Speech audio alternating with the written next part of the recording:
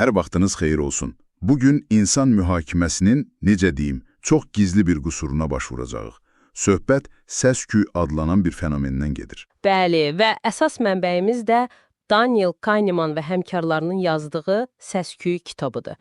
Məqsədimiz də anlamaqdır ki, bu səs-küy nədir və bizim çox eşitdiyimiz bias, yəni qərəzlikdən nə ilə fərqlənir? Gəlin elə bu fərqdən başlayaq. Bunu anlamaq üçün deyəsən kitabda çox yaxşı bir bənzətmə var. Atıcılıq məşq meydançası. Hə, çox sadə və aydın bir bənzətmədir. Təsəvvür edin ki, 4 komanda var, atıcılıq tirinə gediblər və hədəf lövhəsi də bizim mühakimələrimizdəki səhvlərin bir metaforasıdır. Yaxşı, mükəmməl vəziyyət yəqin ki A komandasıdır. Yəni bütün atışlar hədəfin düz mərkəzində. Amma hamısı hədəfin mərkəzindən kənardadır. Məsələn, yuxarıda və solda. Aha, deməli bu bizim bildiyimiz qərəzlikdir. Yəni bias. Sanki tüfəngin nişangahı eğilib və atışlar həmişə eyni istiqamətdə hədəfdən yayınır. Sistemli bir səhv. Düzdür. Amma bax, C komandası tamamilə başqa bir hekayədir. Onların atışları hədəfin ətrafına geniş şəkildə səpələnib. Biri yuxarıda, biri aşağıda, biri sağda. Bir dəqiqə, axı onlar da hədəfi vura bilmirlər. Yəni, nəticədə həm B, həm də C komandası səhv edir də. Fərq nədədir? Fərq səhvin növündədir. B komandasının səhvi proqnozlaşdırıla biləndir. Onlar həmişə eyni istiqamətdə səhv edir. Amma C komandasının səhvi təsadüfi və dağınıqdır. Onların atışlarının ortalaması bəlkə də hədəfin mərkəzinə düşür, amma hər bir fərdi atış səhvdir. Bax, bu təsadüfi səpələnməyə səs-küy deyilir. Və yəqin ki, D komandası da hər ikisinin qarışığıdır. Yəni, həm hədəfdən kənarda, həm də dağınıq. Bəli.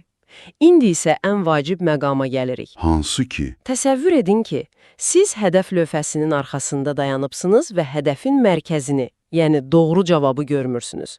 Real həyatda da çox vaxt belə olur axı. Düzdür, həmişə dəqiq cavabı bilmirik. Bu vəziyyətdə siz B komandasının qərəzli olub-olmadığını deyə bilməzsiniz. Çünki mərkəzin harada olduğunu bilmirsiniz. Onların atışları bir yerə toplanıb bəlkə də elə düz mərkəzə atıblar. Amma C və D komandalarının atışlarının pamınıq olduğunu dərhal görərsən. Səpələnməni görmək üçün mərkəzi bilməyə ehtiyac yoxdur.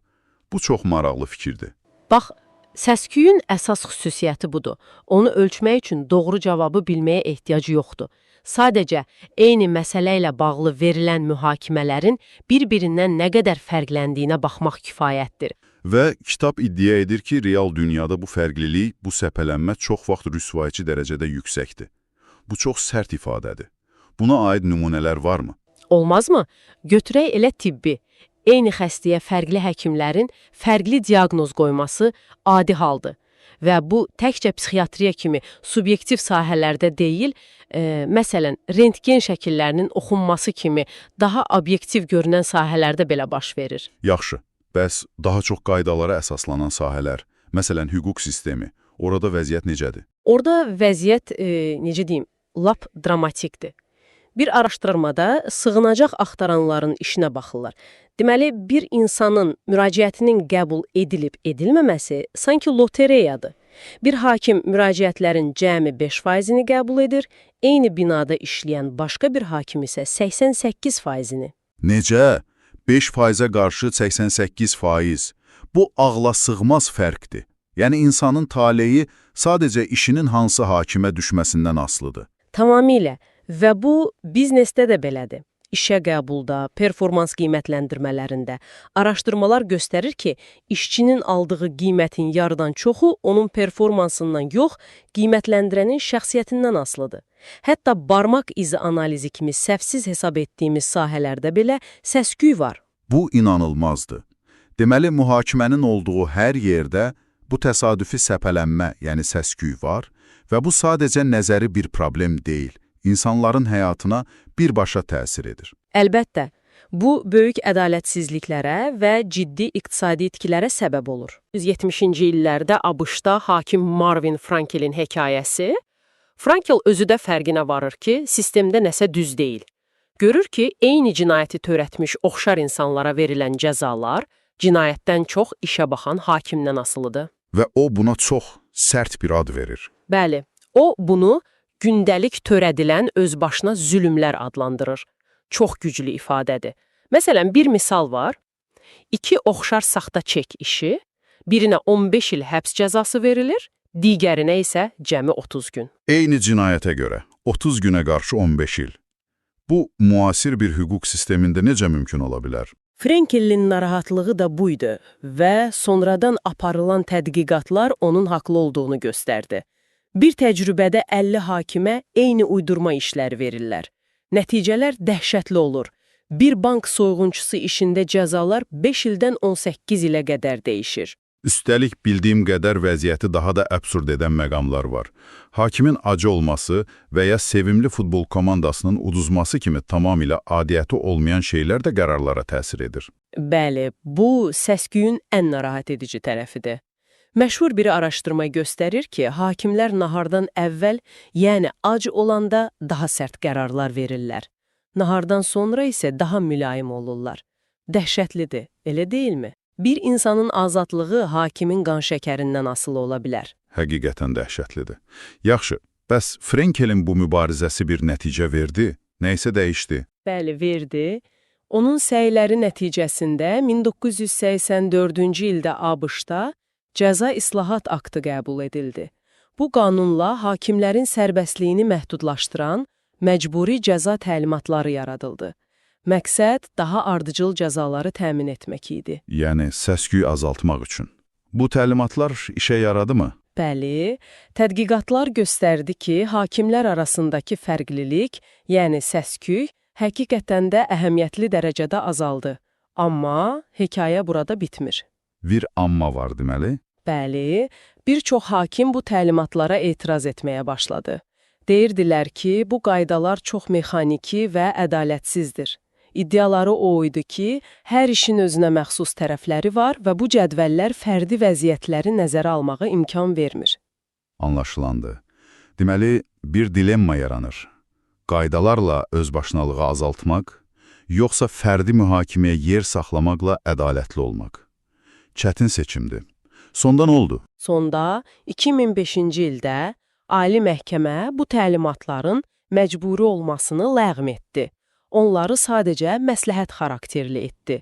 Hakimlərə yenidən daha çox sərbəstlik verildi. Və təxmin edirəm ki, səs-küy geri qayıtdı. Təkcə o yox. Səs-küy kəskin şəkildə artdı. Hətta qərəzli qərarlar da, məsələn, fərqli irqlərdən olan müttəhəmlər arasında cəza fərqləri də çoxaldı. Bir sözlə, Frenkelin qanunsuz nizam kabusuna geri döndülər. Bütün bunlar məni bir suala gətirir.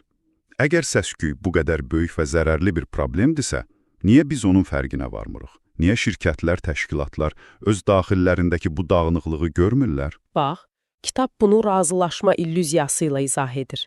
Biz hamımız sadəlöv realizm deyilən bir şeylə yaşayırıq.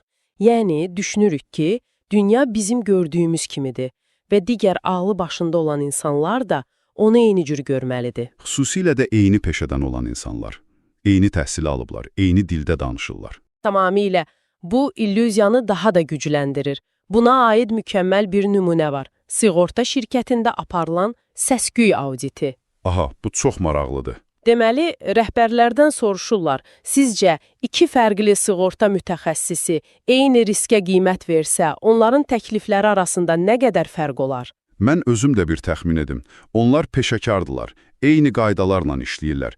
Mən deyərdim ki, bəlkə 10%, maksimum 15%. Rəhbərlər deyinilə sizin kimi düşünüblər. Onların orta təxmini 10% olub. Amma real audit aparılanda orta fərqin 55% olduğu ortaya çıxıb. Bir dəqiqə, 55%, bu gözləntidən 5 dəfədən çoxdur. Yəni biri $9,500 deyirsə, o biri eyni işə $16,700 deyə bilərdi. Bu sadəcə fikir ayrılığı deyil, bu xaosdur. Bəli, və rəhbərlər şokda idilər. Çünki onlar tam bir razılaşma illüziyası içində idilər. Və bunun dərin bir səbəbi var. Təşkilatlar təbiətən fikir ayrılığından, münaqişədən qaçırlar, harmoniya axtarırlar. Dəqiq qərar verməkdənsə, harmoniya saxlamağa üstünlük verirlər. Bəli, kitabda bir məktəb nümunəsi var. Qəbul şöbəsində təklif edirlər ki, namizədin sənədlərinə baxan ikinci şəxs birincinin yazdığı rəyi görməsin ki, təsirlənməsin. Bu səs-küyü azaltmaq üçün məntiqli bir addımdır. Bəs məktəbin cavabı nə olur? Cavab belə olur. Biz əvvəllər belə edirdik, amma bu o qədər çox fikir ayrılığına səbəb oldu ki, indiki sistemə keçdik.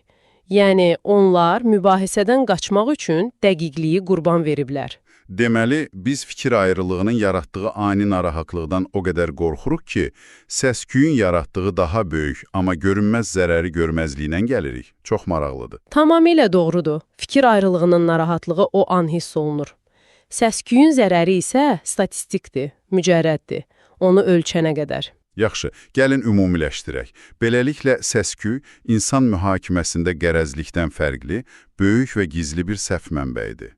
Və bu, hər yerdə var. Bəli. Əsas nəticə isə budur ki, onu ölçmək üçün doğru cavabı bilmək şərt deyil. İlk addım çox vaxt sadəcə bir səs-küy auditi aparmaqdır. Yəni, təşkilatınızdakı insanların eyni məsələ barədə əslində nə qədər fərqli düşündüyünü üzə çıxarmaqdır. Problemi həll etmək üçün ilk növbədə onun mövcudluğunu qəbul etmək lazımdır. Və sonda sizin üçün bir düşüncə sualı. Kitabda təkrarlanan qərarlarla, yəni cəza təyini kimi və təkrar olunmayan unikal qərarlar arasında fərq qoyulur. Məsələn, bir pandemiyaya reaksiya vermək kimi. Amma sonra çox maraqlı bir iddia irəli sürülür. Bəli, kitab deyir ki, əslində unikal qərar deyə bir şey yoxdur.